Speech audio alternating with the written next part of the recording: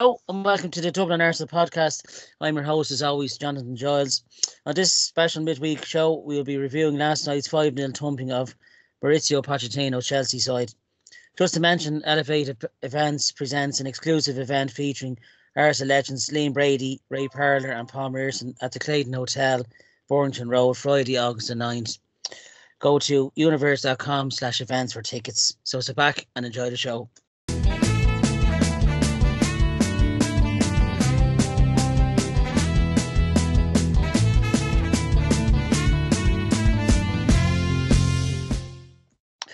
I'm joined by my regular guests and seasonal guests.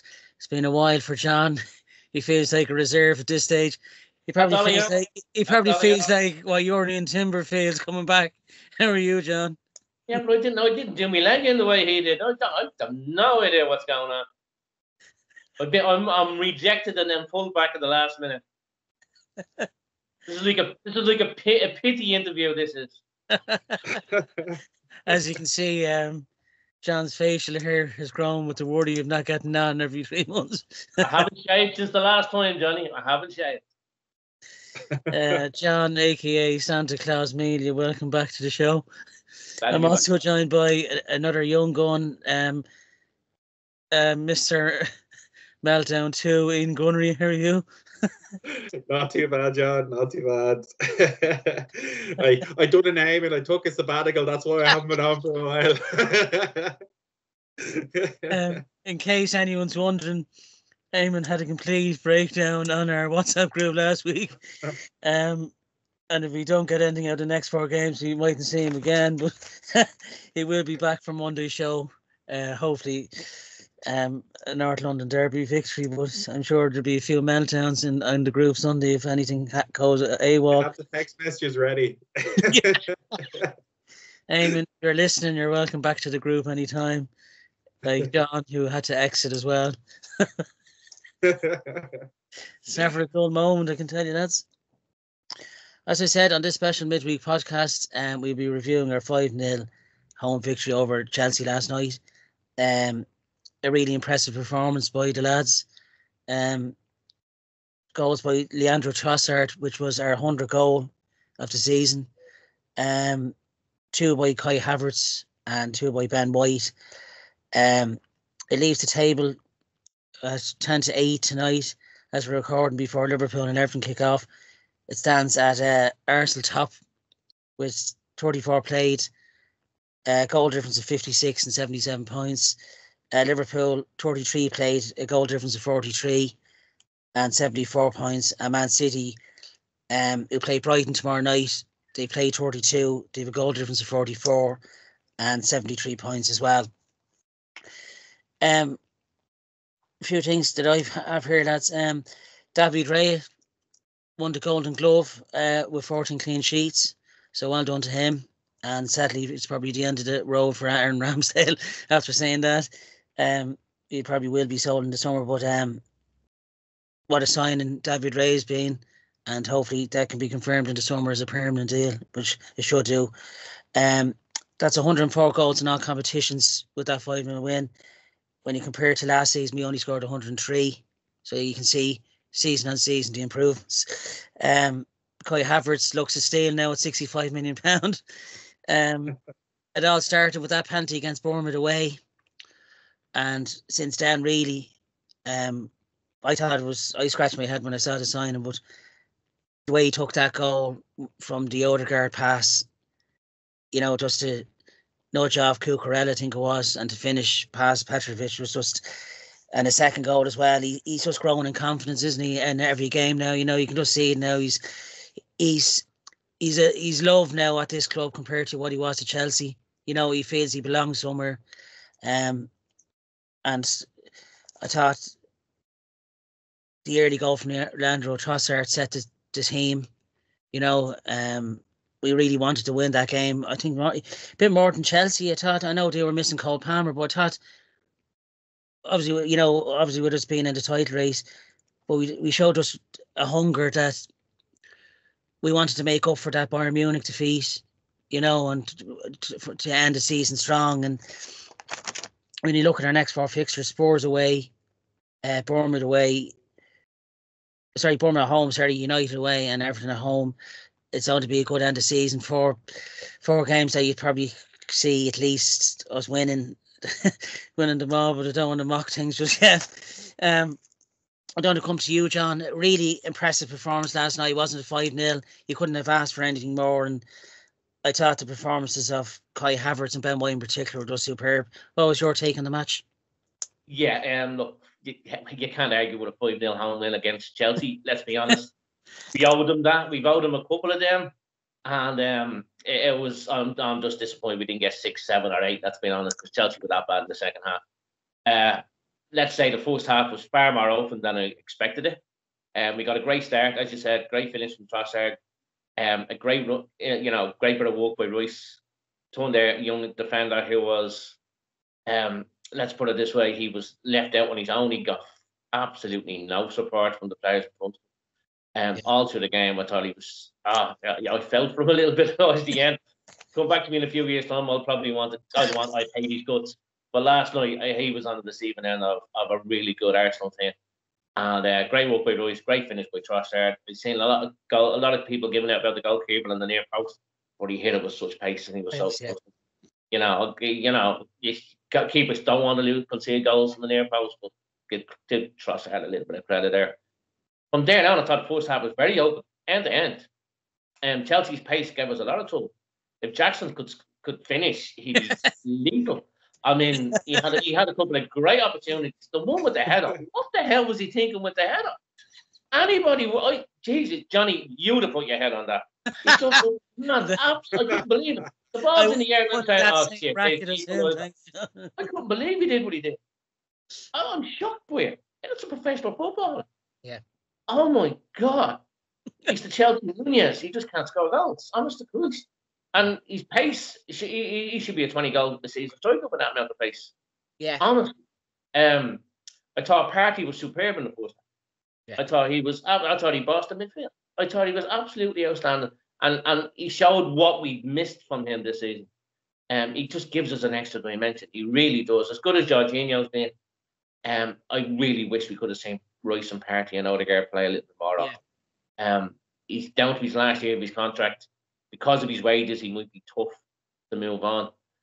But when he's fit, he's a player you want on your side. And I think he showed last night, when he's fit, he's well worth a place in that squad. He's well worth a place in that team. I thought he was excellent. I agree with you. Havertz was outstanding. He has grown into the team. He has found a team of players and a coach who absolutely love him and respect him, what he can do. I was with you, 60 million for him. I was a little bit... But he's such an intelligent footballer. He really is. He's played the centre forward role really well. He's played the number 8 role really well. And he took his goals brilliantly. The first one, brilliant ball by Odegaard. I have to be honest now, it was a foul by Gabriel. Let's be honest. I was waiting for VAR to bring that one back now. I have to be honest. But they let it go.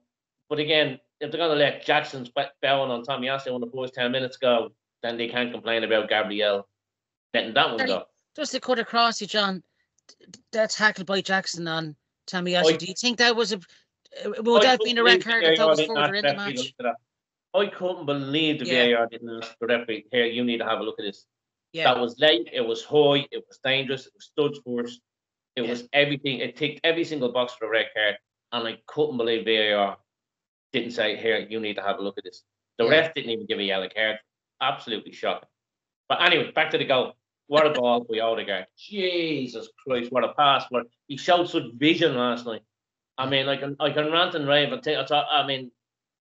He ran the game. He was by far the best player in the pitch. I thought, you mentioned White and Havertz. White tortured the right back, the left back all night. Cucurella, oh my God, you must be glad to see the fucking back of him. And Saka, he double teamed them brilliantly. But Havertz, I thought, was outstanding. Odegaard, oh my God, he's absolutely outstanding. He was running the game last night. He ran the game from start to finish. So happy he's Arsenal jersey. Hope so happy he's the Arsenal captain. So happy he's extended his contract. Absolutely brilliant.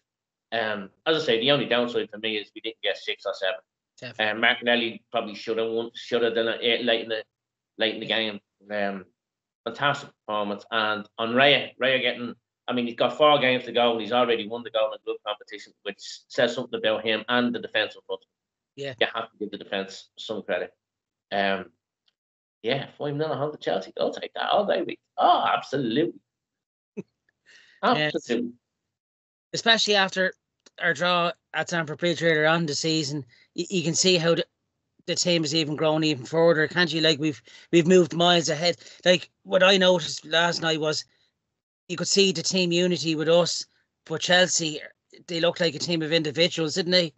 Chelsea, you could see they spent a huge amount of money. I don't know what the owner was thinking. I was like a kid in a candy shop. Yeah. I want everything. There's an awful lot of talent in that squad, and they are the young squad. Yeah. There's no coordination. There's no walking off the ball. I mean, Mudryk, ton of pace, but he doesn't help out his fullbacks. Yeah. I mean, they spent 200 million on Fernandes and what can't even think of his name now. The guy from Chelsea, the midfielder, Caicedo. My God, yeah. That I was hoping we'd get him last season. Yeah.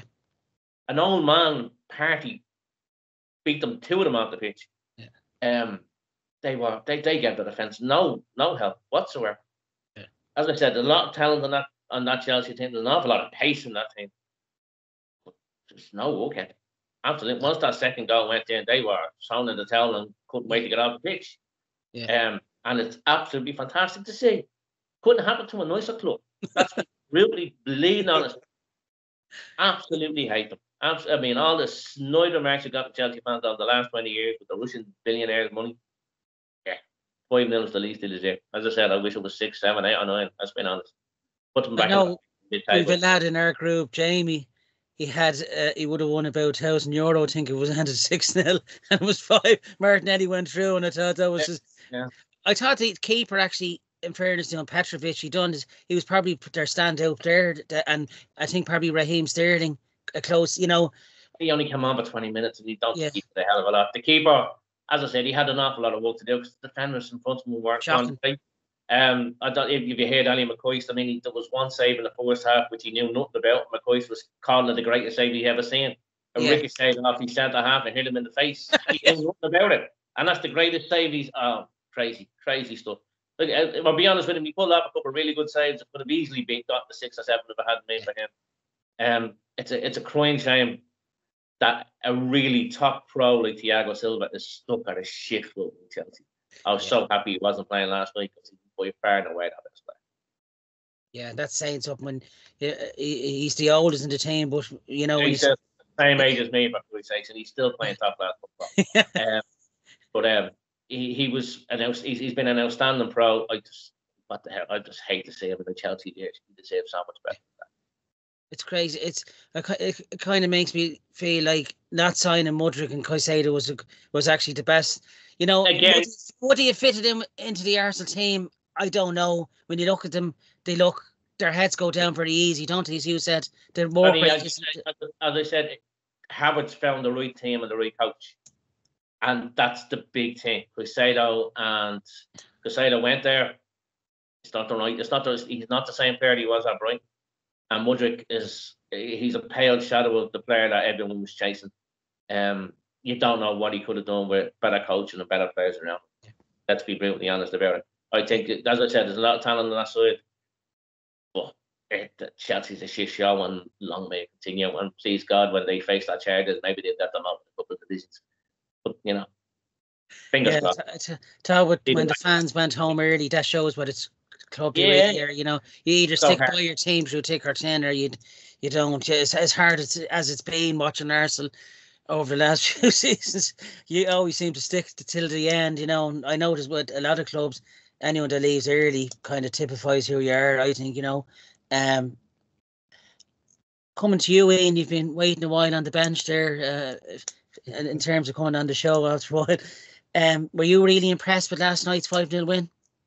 Yeah, of course. I mean, you have to be impressed with a 5-0 win. It doesn't matter who you're playing. A 5-0 win is amazing. But against Chelsea, I think that was a little bit more sweeter. I would have loved Havertz to get a hat-trick. I just thought it would have been justice. But wasn't being deliriously happy he celebrated as well. Yeah. I think it was really sticking two fingers up to Chelsea really for how they treated him, and like I suppose, I mean, I put myself in the mud really as well by Havertz. I wasn't his biggest fan at the start of the season. To be real honest, I didn't understand the transfer. I didn't understand how it kind of fitted into what we were trying to do. But in fairness to him, he had to take a lot of stick, and I think it shows like the mentality he has as a player to just take that on board and just work hard and take his chances when they come. And I think when you see, I think was it 12 goals he's on now for the season. Yeah. Like when people were saying why did we get rid of Granit Xhaka and bring him in? Like at least Granit Xhaka got us 8 or 9 goals a season, like, and like had a contribution to the team. And here you have Havertz having 12 in his first season. You know, like, so he's proven that he can't provide to the team. He can't give something there. So I was delighted he got his 2 goals. Like, and they were fully great goals, but I think the first goal he got, that pass from Odegaard, oh my words. Like what a baller. Like it just unbelievable pass. But like, you know what? It's just we went back to the Arsenal we love. Like just the passes, the flick overs, like the turnarounds, the passing through people's legs. I was like, yes, this is the Arsenal we need to see. And like it just shows what we have. You know, like we are the best team in the league. I genuinely think so. Like I think like if we do go on to win the league, I don't think anyone could have anything against us for winning it. Like they will. They will. The celebration police obviously always will, but like there's fine margins I really feel between ourselves and City. I don't think there's much there now. Like I mean, okay, God, like I'm not going to sit here and say that like City are faltering at all, but when you look at the way that we're just pulling results off, like City would have looked at that game as a banana skin, and they would have said, "Oh, we might catch them on goal difference, or we might catch goals and we'll catch points." And then we go and score 5 goals, and like better than that, keep a clean sheet as well. Like I just think it sends a statement. I really feel like that felt like a statement win last night. When you see the way the players connected, the way we played. We made Chelsea look like a championship team. We honestly did, like, and I think it's showing there the mentality change I feel from last season to this season. Where last season when we drew at Liverpool, then we lost to West Ham, or we drew at West Ham, then we lost to Southampton, and it was just a knock-on effect of bad results one after each other. You could just see, belief was sucked out of them. I think it showed a lot when you think that they lost to Aston Villa. They then go out of the Champions League to Bayern Munich. And you think, oh, here we go again. But to have that ability to be like, no, look, we're not going to go make the same mistakes and just fight as a team. Because that's all you want from a fan. I just want them to want it. I just want them to fight. Like, whether they win the league or they don't, I just want them to go in and be, at least at the end of it, say, right, they couldn't have done any more. You know, and yeah. I think you can see that now. Like I kind of felt like we faltered last season, and that kind of, I suppose, kind of hurt more was the fact that we couldn't say at the end of it, like they gave 110%. They did, but they kind of like they ran out of steam. Whereas I think this year they're not running out of steam. If anything, the engine's rerunning.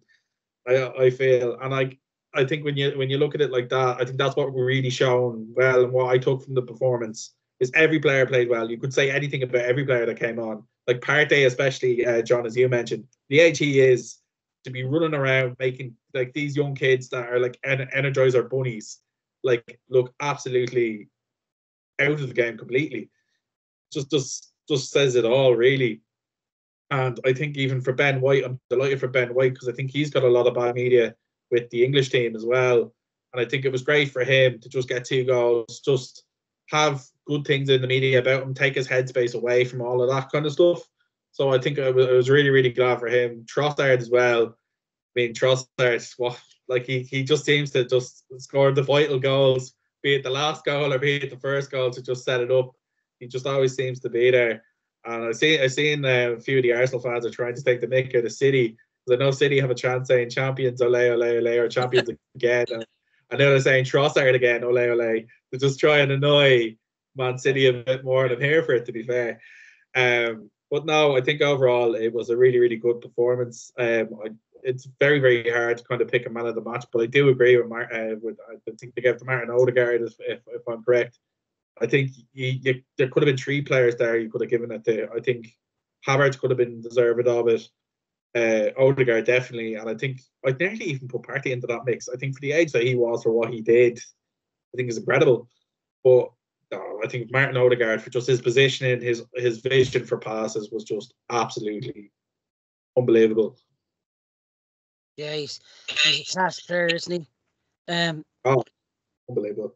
With David Raya getting the Golden Glove in, how impressive you been in his first? They're there to full season now with Arsenal, and to win it, as John said, with 4 games to go, that's really impressive, isn't it? Absolutely, and to be honest, like I think, like the fairest thing to say here is Mikel Arteta was proven right.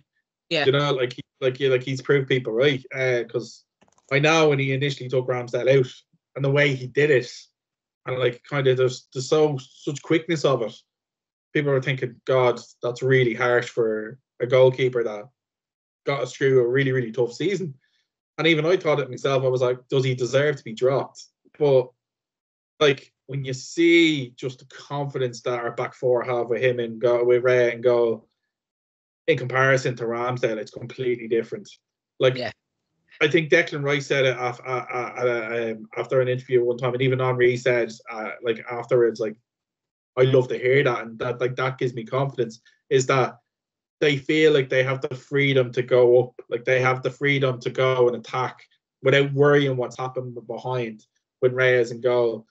And like that's when, as Henry said, I think on an interview, he said that's what made them like go on and like win league titles and win that, was that ability to know, right, we can go and run through these defense and know if we lose the ball, we have cover back there. We know we're not going to be stranded to be leaking goals.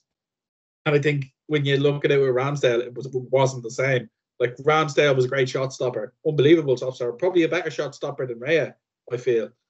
But when you look at kick out, your positioning, your awareness, like what I love about Raya, like Raya could go and pick up the ball and he could throw or pink pass and find them perfectly. I don't think Ramsdale could do that. But Ramsdale would be a better shot stopper. But shot stopping will get you so far. But you need to have the full package, and I think like Ray has proved it with the clean sheets that's there. Now, look, fair enough. You can say you're only as good as the defence in front of you, but I can think back to a good couple of fixtures that Ray has pulled off some absolute world class saves that our defence got bailed out because of him. You know, so when you look at it like that, he's fully deserving of it. And I had to laugh because I mentioned the celebration police earlier. They were turning around saying, "Oh, don't know why Arsenal fans are celebrating David Raya getting the Golden Glove because Pickford can still win it." I was like, "Are you joking me? You think Everton are going to get like 5 clean sheets till the end of the season?" I was like, "It's not going to happen." Like, yeah, he reminds me of a David Seaman, Ray. He's just so steady, isn't he? You know, in terms of goalkeeping, you know, coming out for crosses and his distribution. Ramsey was more of a crowd pleaser, but as you said, a shot stopper. But Ray just seems to be more concentrated, and you know, like that's not taken away. Aaron Ramsdale is a top goalkeeper, but probably not at a top 4 team. You know, would he get in at Liverpool, City, maybe possibly United? But I don't even regard them as a top 4 anymore. You know, like I don't think they don't know where they're going. Let's be honest with you, know. Yeah. When you look at the top 3 at the moment, and I know Klopp is leaving Liverpool, and there's this talk of the Terminator Ernie Slot coming in. They seem to be, you know, the most cohesive sides, don't they? Like there's such a good team bond, you know, when you see, you know, they'd be the top 3, and like I was just looking at today, defensively, like we've only conceded 26 goals. You know, like any other season that's deserved of winning the league, and the points what we have at the moment, if that was in any other European league, it probably would have been over. But you're just facing 2 top quality sides in City and Liverpool that have that winning mentality. But like we can't be that far off. Like it's hard to believe it's 20 years since we last won it, you know. But by far, this is the team. I don't know whether you agree. the Invincibles were special in their own right. Would you agree, John, that this squad at the moment would be as close to that in terms of quality? And it's certainly the most cohesive team we've had in the 20 years. I think we've had some really good sides, some really good players, but we didn't have the whole package. This team looks really, really close. Really, really close. And I have to be honest, the game's moved on in 20 years. Yeah. It's really a squad game now. It's not about the first 11. It's about 16, 17, 18 players. I mean, I heard last night Arteta's played 25 players this season. Yeah. But a lot of those aren't getting much time at all. The game's moved on. This is an outstanding team. As you both said, I don't. You can throw a blanket over Arsenal, City, and Liverpool this season. You really could. Yeah. I'll see it going to the last game of the season. I've heard people going on about bottlers and someone's going to choke and someone's going to throw it away. There's only going to be a point or two win it between the three sides. That's three really good sides. City have been there and done that. What Klopp has done with Liverpool over the last 6 or 7 years, last year was a bit of an aberration. I always expected them to be back this season. It's phenomenal to keep them battling away against a team like City for so long. And now we're doing it. We're up there. We belong in that class. And it's been a long time coming. As Ian said earlier in the half, it's about challenging. You can't win the league every season, but you can challenge. And if you challenge up and your day will come. This is a really, really good Arsenal side. You have to admit, last time I was on the podcast, we were talking about a lack of goals. We're top goal scorers in this division. Yeah. We've done something ridiculous since Christmas. I have no idea what you were talking about, do boy. You just get back there doing to someone and do exactly the same thing, please. So I mean, there's always room for improvement. There's always room to evolve, and this is where Raya comes in. Every Arsenal fan loves Ramsdale for what he did to us. Love him, outstanding character, great shot stopper. But Raya gives us something different. Yeah, he gives us. If you look at the other two teams, Liverpool and City, Alisson and Ederson are the best goalkeepers in the division, have been for a number of years. Not just because of their shot stopping, but they play like an extra outfield man. And that's what Raya does for us. He stands 10, 15, 20 yards outside his box. The defenders know they can pass it back and trust him. He'll control it, pass it on. He's, as Ian said, his distribution is absolutely top class. He's not a bad shot stopper. I agree with you. I think Ramsdale's probably better. But Raya is a really decent shot stopper. He's really good in the air. He's really aggressive, coming for the crosses and getting it out as quick as possible. This is about the evolution of the team, and it's evolving. It's evolved from the team that just missed out on fourth spot 2 years ago. Yeah. It's evolved in the team that finished second last year. And regardless of what happens with us this season, we'll evolve again next year. So you can't stand still. The team stands still, is forget about it, you're gone. So I'm loving it. I'm loving the direction the team is going. I'm loving this group of players. They're so easy to get behind. There's no one you can turn around and say, boy, I hate him. You can't, because they've all put a shift in. They've all contributed this season. And there's 4 games away from winning the league. They're still in it. They're 4 points clear as we speak. Still in Liverpool and Everton and look. They're still in. All you can win is win your games and see what happens. Everyone expects City to win it. I expect City to win it. I think most of us do. But let's put them under pressure by winning our games. Yeah. And if we're still in with the hunt come the last day of the season, anything can happen. And that's all you can ask for at the start of the season. And I'm loving this. This is, as Ian said, the response to those 2 defeats, the win over Wolves, fantastic, controlled the game, absolutely brilliantly. 2-0, could have easily been more. And then to do that to Chelsea last night, fantastic. Bring on Spurs to Sunday. Can't wait to see it. Can't wait. This is a big game. This is what you want. This is what you want. This is what fans want again, to be excited going into every game, knowing that. Yeah, I think the refreshing thing, John, is, I don't know about yourself, Ian, as well, but you don't expect Arsenal to be beaten now. If anything, you expect us to go in and give a team a thump now. That's since January, as you said, John, whatever was said in Dubai, this is a whole new team. This is a whole new Arsenal that I've seen. I think, to be honest, the defeats to West Ham and Fulham was probably the best thing that could have happened to them, just to kick up the arse they needed, maybe they were just getting a bit too comfortable, maybe, and I think that winter break has done, I think, of all teams, probably us the world of good, and I think probably going out of the Champions League last Wednesday, as much as it hurt, and we saw our WhatsApp group going into complete meltdown, I think it's on the serve a bit better. I think those players are pretty much what was there from last season, if not all of them, that they've had a taste of a Premier League run-in, never been in the Champions League really much, and I think they're going to carry this experience from last season. I think it's on to do them the world, because we just collapsed in April last year, but when you look at it, aside from obviously the Aston Villa defeat, it's been a good month, Just briefly as well, lads, Yuri and Timber came back the other night, scored a screamer against, I think it was Blackburn Rovers, was it, I think? Are you happy, John, to see him? I'm glad to see him back playing. Yeah. I don't expect to see him in the first team this season. I don't. You don't. You cannot rush anyone back from that injury. You can't. It's great to see him running again. He scored an absolute world. He played 45 minutes. Yeah. Brilliant. And I hope he gets another couple of 45 minutes before the season's out. Give him the summer to recover. I hope the Dutch aren't looking at him as a possibility for the European Championships. I really don't. Yeah. Because he needs time to re-strengthen up that leg. And hopefully he'll get it a whole season next season, because he looked a fantastic player in pre-season. And I as I said, this is the evolution of the team. He's going to be part of it. And I'm going to see him in competitive action. It's great to see him back running. Horrible injury, especially on his debut.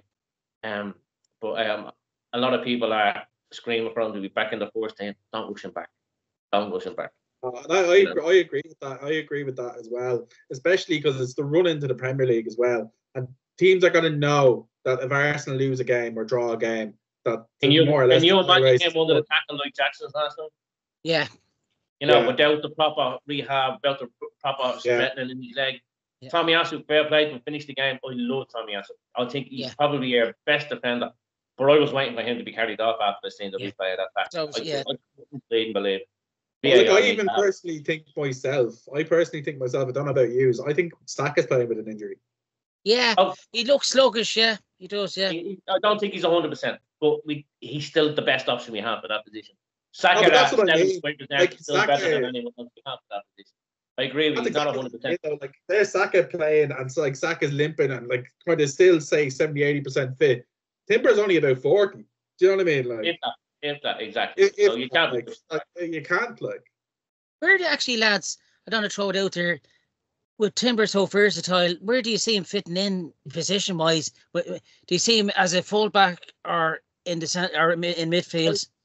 Well, Jordan pre-season it was left back, but he came from Ajax having played at right back and centre half. So he's another versatile defender in exactly the same way Tommy Asu was. Yeah. So I mean, he can play anywhere. Let's be honest. Ben White has played nearly every game this season at right back. He'd be a great option. Yeah. Right back. He's a great option for one of the centre half. You're feeling a bit leggy. Play there.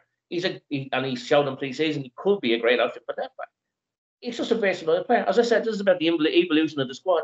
Why get a dedicated right back and a dedicated left back when you can get one player who's absolutely outstanding in both positions? Brilliant. Yeah. How do you feel, Ian? Where do you see Timber yourself as John says, in the evolution of this team?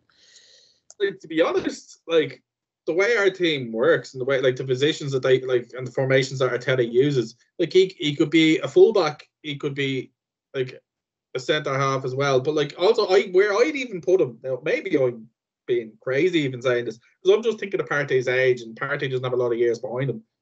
Timber could nearly play a Partey kind of role. In that way. I'm not going to knock it off the head. It's possible. Because he has that, he's a big lad, he's strong, he would be able to take on challenges. He's not someone that's going to get pushed off the ball, So, I mean, it's something that I would definitely not trial in the league. I would say, pre-season, test it out, see what works. I mean, he's only played one game, bless him. 45 so it's minutes in another 23 game. You can't. So it's really hard to be this didn't work or this works or that works. It's hard. It's hard to kind of judge. I have to say, I did see him in the pre-season game when we played United in America. I thought he actually was a standout player for me.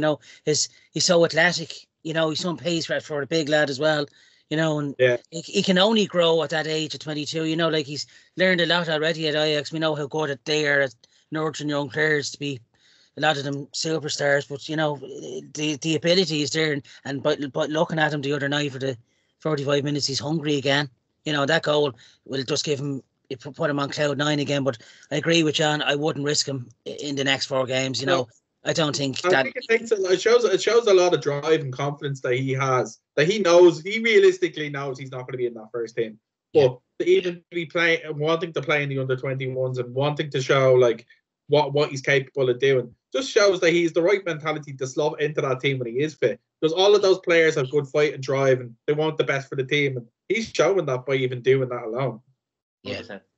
I thought another thing, just with the Chelsea game, lads, briefly, how refreshing it was to have substitutes of Jesus, Martinelli, Zinchenko, and Fabio Vieira to come on, class with quality, isn't it? Like you could see Chelsea's heads turn and say, "Oh no, here comes Martinelli." We didn't have that last season. We didn't have it last season. Yeah. The legs were gone. We didn't have it the season before. It's great to see it. It really is. Yeah. As I said, evolution of the squad, not just the evolution of the team. It's great to see.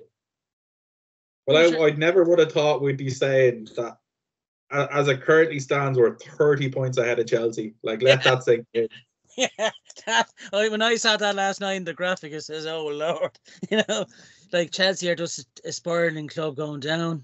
Since Abramovich left them. Back where they belong, Johnny. Back where they belong. Long may it continue. Yeah, you just have to love the Premier League, don't you? You just don't know why you're going to get.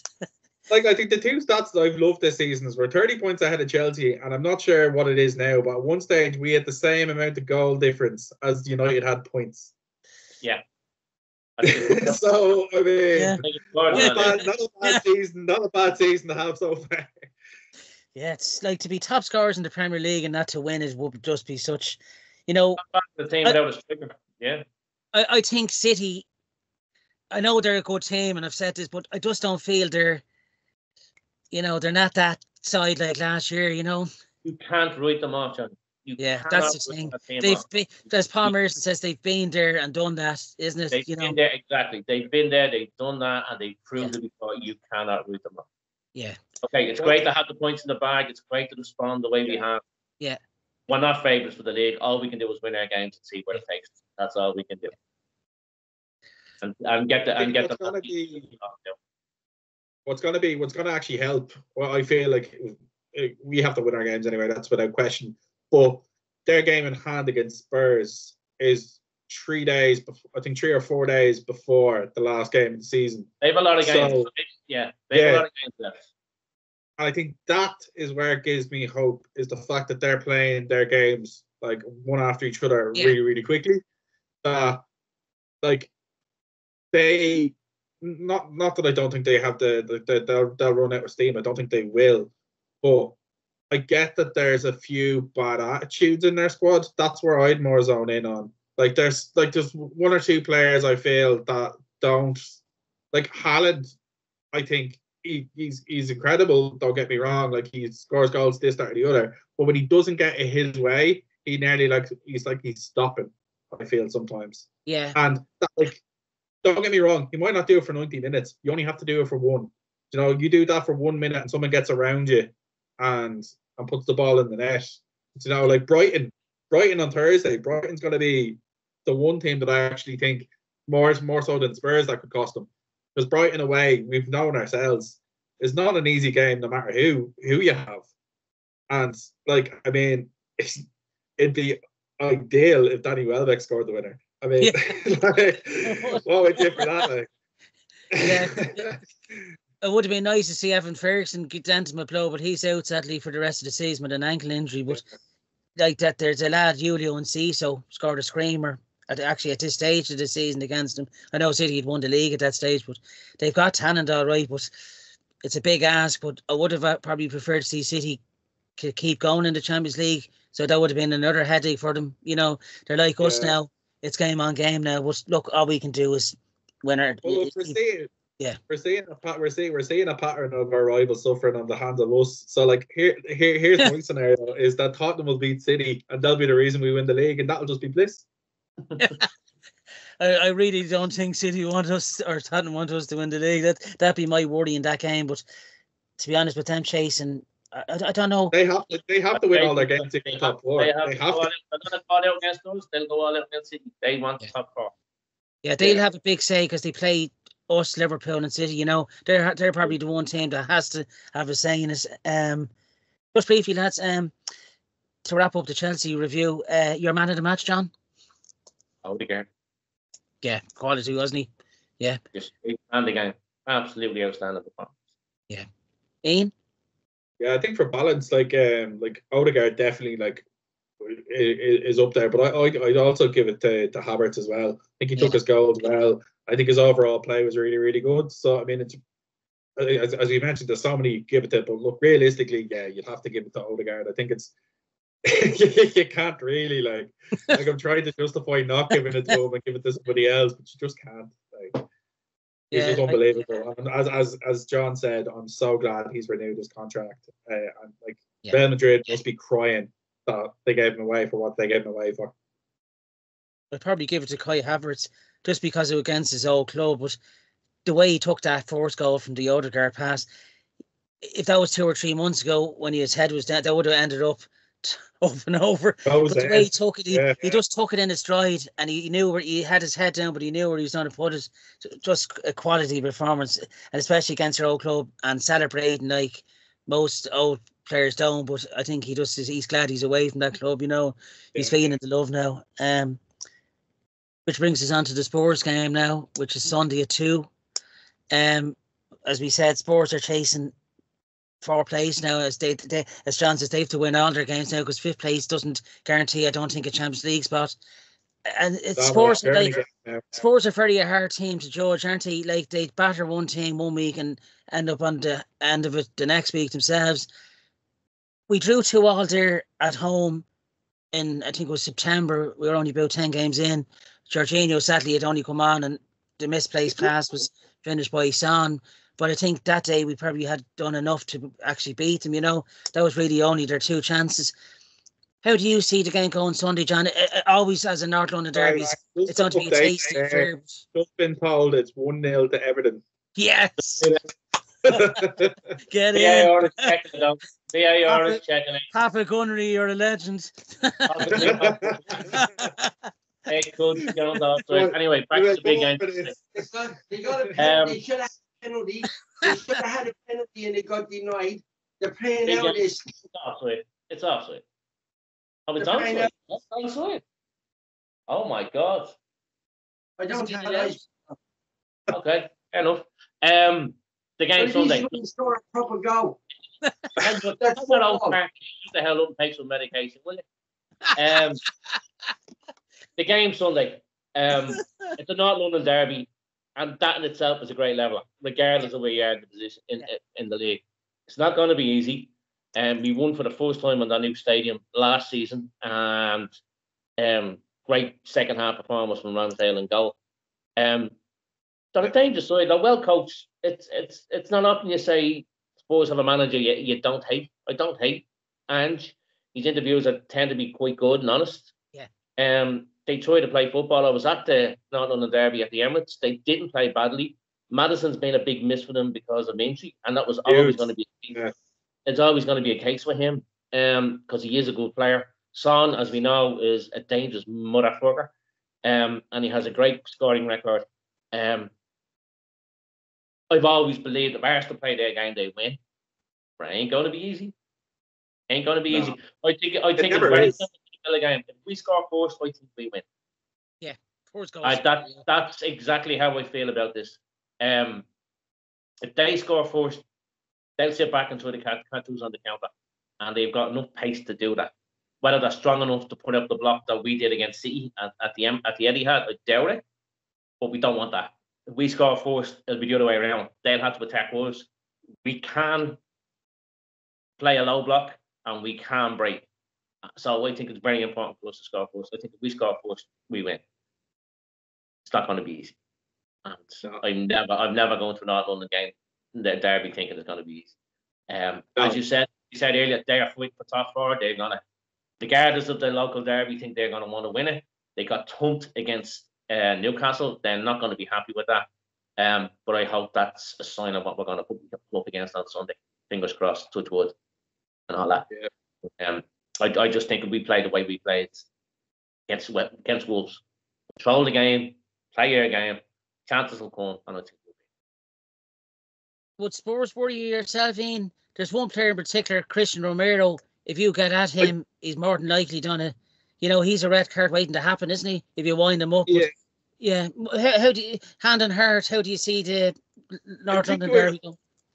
I mean, look, it's a derby. Do you know what I mean? Like, you're gonna be worried regardless. Like, you could have won 37 games out of 38. And you're into the 38 game and you're playing them. I'm still nervous. Do you know what I mean? Because it's away from home. It's in White Hart Lane. If it's in the Emirates, I feel completely a different kind of thing different kind of feel about it. It's in White Hart Lane. We're going for a league title. That's the worst of the worst that Tottenham fans could ever want.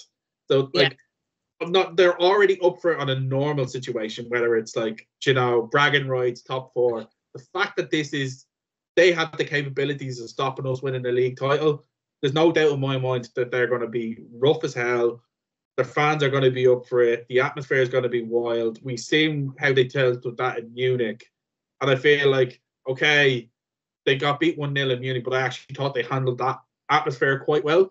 And I think that, look, get the first goal. I definitely agree with that. I think if we go 1-0 behind, not that I think it's alarm bells and I think we're definitely going to lose. I don't feel like that at all. But I feel Tottenham will do what Tottenham do best, and that is they'll go under the cosh and just try catch us on the counter, as John said. Son is the one that's scaring me the most because he loves scoring against us, always loves scoring against us. And I know the home game was very, very early on in the season, but the quick turnaround they got when we scored was ridiculously quick. And it just shows we switch off for a second, they can hurt you. And I don't think there's going to be a lot of goals in it, if I'm honest. I'd love another 5-0. Don't get me wrong. But I don't think it's going to be that. But then, you don't know what Tottenham's going to show up. Tottenham are I think that's what scares me most is because Tottenham are so iffy. Do you know what I mean? You get a Tottenham side there that can lose 4-0 to Newcastle, but then they could go and beat City 2-1 or something. And you're thinking, whoa, where did this come out of? So it's really, really hard to judge where it comes from. But I just think for the occasion that it is, and they have the capabilities of stopping us winning the league title, it's naive to go in there with any sort of cockiness. I think just go in, be calm in defence, pass the ball around. Don't be too rushing to go get the goal. Just keep a focus. And I take 1-0. I take 1-0, jammy goal. Doesn't matter who scores. I would take 1-0 all day. But I'm not a believer in fate, but I'm looking at an Arsenal calendar, right, in my room for April of all months. I'm looking at the same one. And it says 2-1 to Arsenal. I will absolutely take that. Yeah, that was actually in the Invincible season, I think, wasn't it, that picture? Yeah, I remember that one quite well. I think that might have been Thierry Henry might have scored that goal where he done the solo run at Highbury. Yeah, I take actually that scoreline there. I think that's a realistic probably scoreline for Sunday, isn't it? 2-1. Yeah. Oh yeah, absolutely. Yeah. Yeah, it's fingers. I'm not gonna predict 2-1, but we're all Jonas on this show, so I'm not going out no. Just briefly, lads, as well. It's been a long show and it's been a good one this tonight as always. Do you think, John, and I'll come to you as well in a second, to Ian, do you think last Wednesday after bowing out against Bayern Munich, do you think that was the right stage of the competition? Do you think we deserved to get through over the two legs, or do you think we were just lacking the Champions League experience? I think experience told me in. I went to the home game and you forget just how good that Bayern Munich team is. Sané, Kane and Gnabry up front. Tell me a team in Europe who wouldn't want those three leading the line. Yeah. Kimmich and Musavi is Musiala. Musiala and centre midfield, they were outstanding. Absolutely outstanding. They were outstanding in both games. Yeah. So I think experience told. A lot of people going on about the worst Bayern Munich team in 10 years. But if you looked at the stats, they tell a different story. Now, I've watched a lot of the German football since we got drawn against them. Leverkusen are playing incredible. I mean, league champions, fair play to them. They've been outstanding. But since they beat Bayern Munich have been able to rest players. They haven't, they haven't taken the league as seriously as they have prepared for the Champions League, and they had their full strength team out. We were talking about goalkeepers. Raya looked like a little kid compared to Neuer. Oh my God, the guy is. I mean, he's been one of the most outstanding goalkeepers in Europe for the last 10, 12 years, and he showed it. He belongs in the Champions League. There's a goalkeeper who knows how good he is. He knows he belongs at that level. I think Raya still needs to believe that. He still needs to prove it as well. But he was outstanding on the night. I mean, just everything's on his feet. He was as good as any midfield. He really was. He's just so good, and he's a really good shot stopper. I do take experience toll, but that experience will do as well for next season. At the start of this season, I done a podcast with you, and I said the ambition this season is to make sure that we're not one season wonder in the Champions League. We have to do that again. We're doing that again. Yeah. 2, to have a good go with the season Champions League, see how good we can go. We got to the quarterfinals, but we showed a lack of experience against Porto, but we got the job done. Porto were very experienced with it. Bayern Munich, it was the experience that was the difference between those two sides. They knew how to step up in the second half of that game, in the second leg, and they did it. And they outplayed us, and they deserved to go through. But we're not far off. As I said, this is a young side, and the evolution is going to develop. So quarterfinals, I'll take it. And here we are, 4 games to go, top of the league, and still in with a chance in the league. This has been a good year, no matter what happens. It has the potential to be a great year, but it's been a good year, and we've made sure we are the Champions League team next season, which I thought was crucial now. So, because the manager needs that experience playing the Champions League as well. Playing Sunday, playing Wednesday, that's especially at that level, and having to play his best team. So he's learned a lot as well this season as well. So yeah, I'm disappointed the same as everybody else. But if you're realistic enough, quarterfinals, first time back in so long, yeah, okay, move on. Let's go on.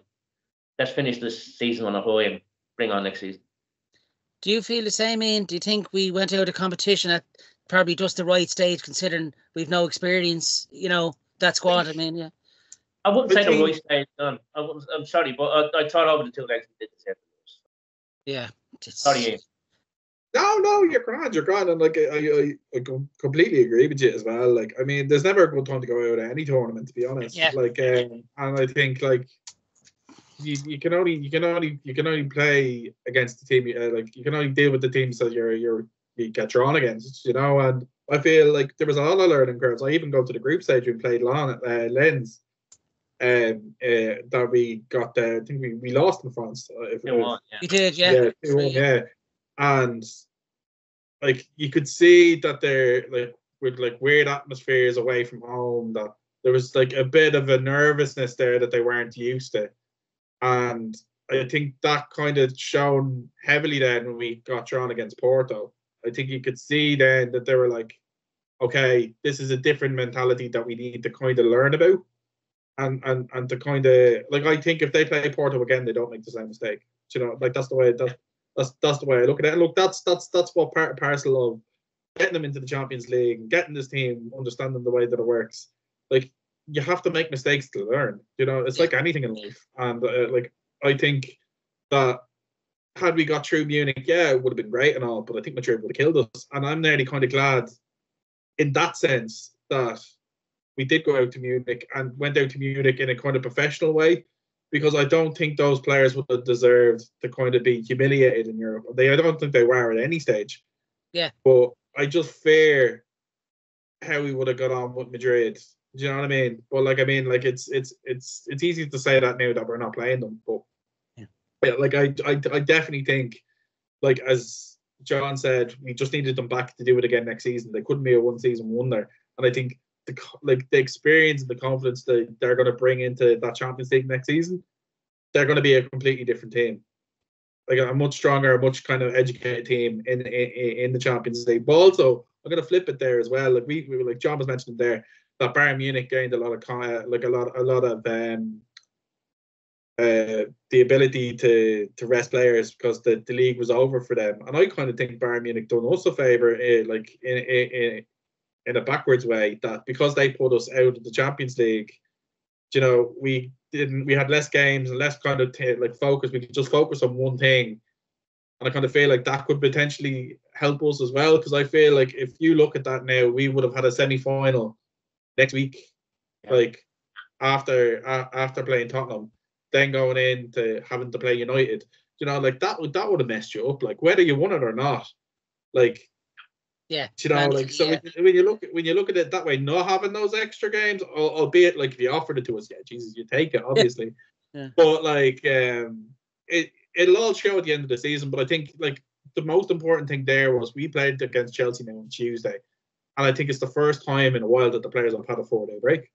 Do you know what I mean? They've been playing games 2 days after each other. Do you know, like, so I even think of all the time for them to have a break, I'm glad it's coming into the North London Derby that they have that kind of couple of days. Yeah. Because like a lot of those players have played all season. Do you know what I mean? Like they literally have not missed one game.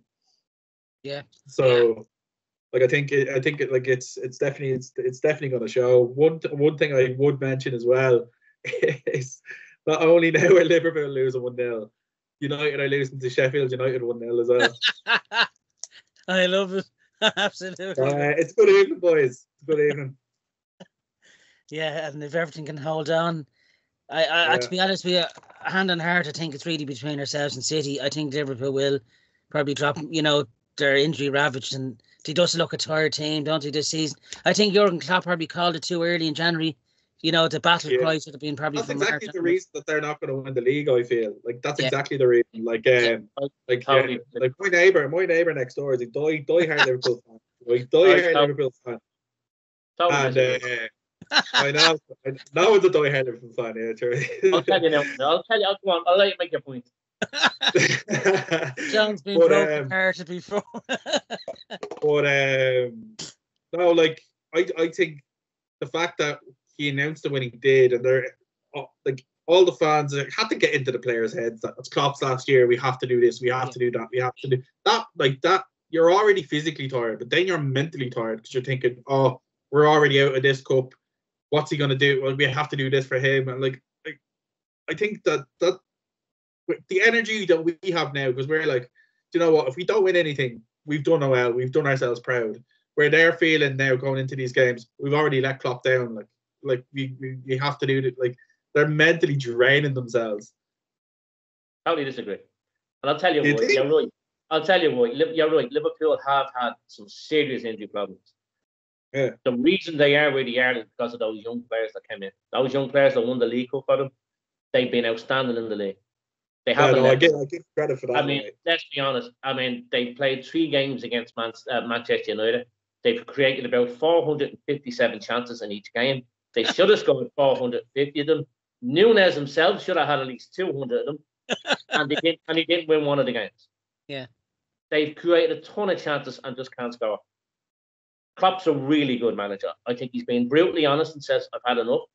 He said it a couple of years ago. He's never going to be there more than 10 years. I have a lot of respect for him for the way he's handled that and being brutally honest on it. But I think those players are rallying around, especially the young players. It would be very easy for that team, with all the injuries he had and all the big name players missing, for them to be happy with 4th spot. But they battle back and they're in the title race and they will fight like crazy till the end. That's what you want.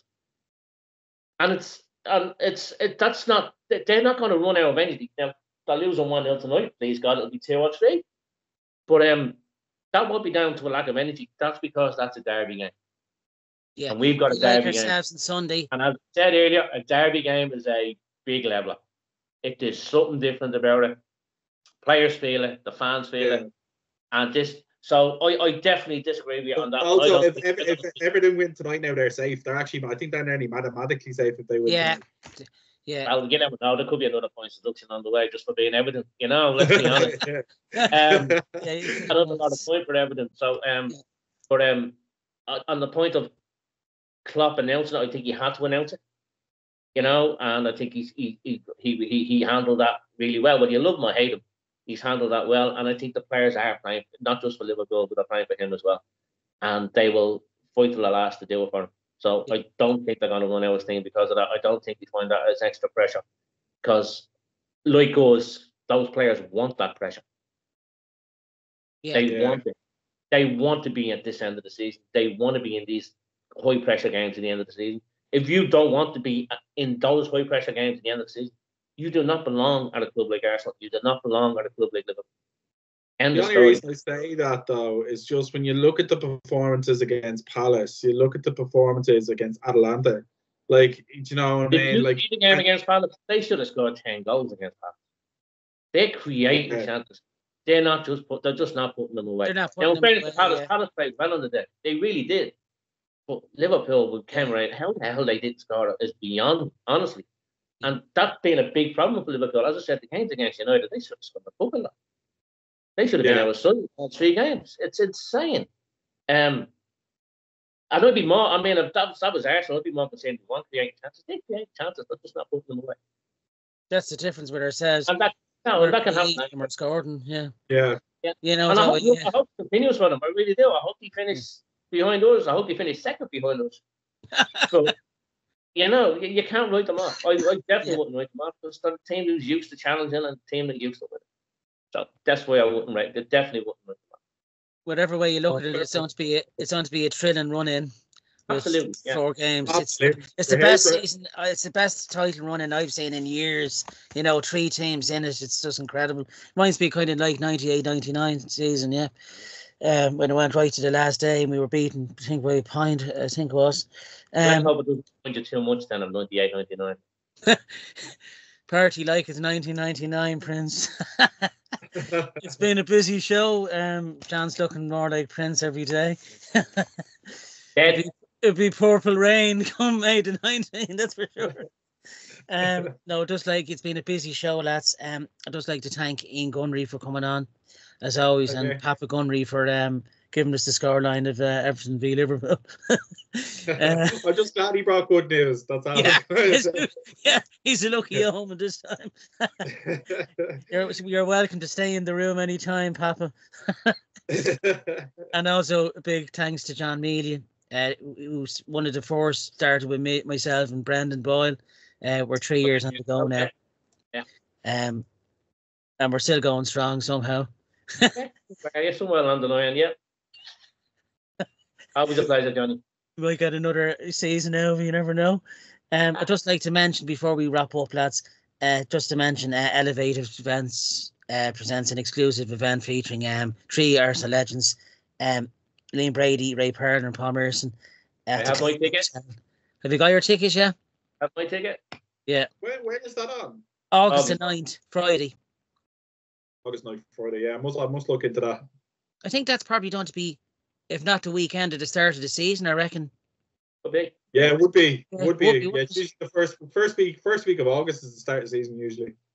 Yeah. With the Euros finishing in mid-July. Yeah, it could actually be, if not that weekend, the next weekend, but it's universe.com/events for the tickets. I know it's selling out fast, so I've got my tickets and it's definitely going to be a good night. You know, it's very rare you ever get 3 in one night, you know, so it'd be nice to see Paul Merson eat his words if we win the league, saying it was all over 2 weeks ago. He'll blame it on the drink. I might tempt him into a drink. Yeah, I know Ray Parler Henry will be drinking, so that he'll probably drink for the trading. As always, you can catch a show on the Dublin Arsenal YouTube channel. Thanks to Martin Stoneville for editing and getting this up.